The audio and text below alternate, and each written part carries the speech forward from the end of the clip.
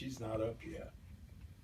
So she comes down the steps, and I said, hi, she says, don't speak to me until I've had my coffee.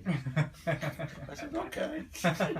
So I just stood there, and here she is in a nightgown, not a, what do you call it, a robe, and I'm sitting there watching her drink a cup of coffee. She says, now, what were you going to say? I said, I'm going to say, I'm Alan, and I expect you're Maud Rose, and I just wanted to come say hi before I left town. You want to go with me? I got a couple of things I got to do. She says, okay. So she went and got dressed. I took her to Sears Roebuck, the one on Wheeler, over by the medical school, which was the biggest store in town at that time, and the first store in Houston with an escalator. Oh, yeah. So I take her to, I have to buy a plug for my shotgun. So I take her to Sears Roebuck. This is not romantic. And then we go from Sears Roebuck to the filling station to buy gasoline. And then we go to the bank so I can cash a check. And then I take her back home. I said, I'll see you Christmas Eve. And I went duck hunting, and I came back,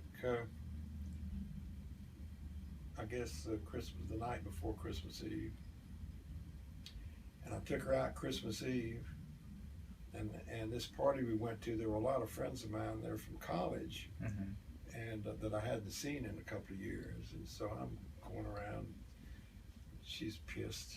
And I'm leaving her and going and talking to all these people. So she's really not happy with me. And we sit down and eat dinner. And I asked her if she wanted to dance, and she said no. And this other guy came up and asked her if she wanted to dance, and she said okay.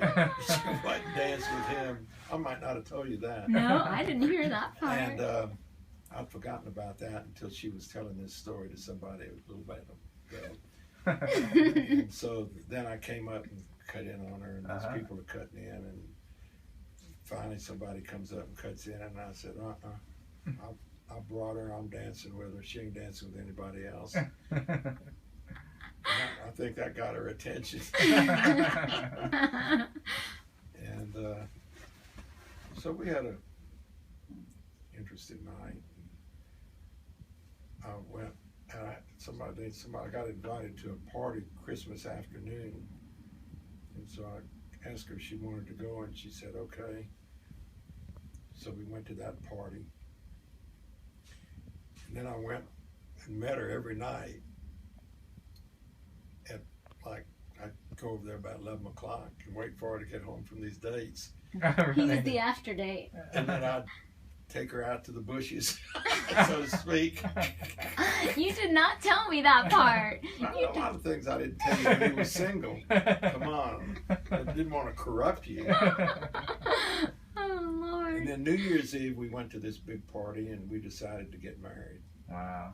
5 days, a week. A week. Christmas Eve to New Year's Eve. Wow. And she called her daddy to tell her that she was going to get married. And her mother, I guess, had to talk to her. She says, well, who do you have a date with tonight? She had a date with somebody else. She says, she doesn't even have a date with him tonight. Bubba, he's going to be all right. Little did they know. So she goes back to Alabama, and we get married in June when I got out of school, and we could get to church and all lined up when we could do it. She called me up. In fact, I can tell you something that I've never told you either. She called me up to tell me what day the wedding was going to be. And I'd gotten so drunk the night before. This friend of mine who was going to be in my wedding had a date with this girl, and she wouldn't go out with him if he didn't get a date for her friend. And I didn't want to go out with her. And he begged me and pleaded with me and blah, blah, blah. And I said, okay, I'll go out with her. I go out with her.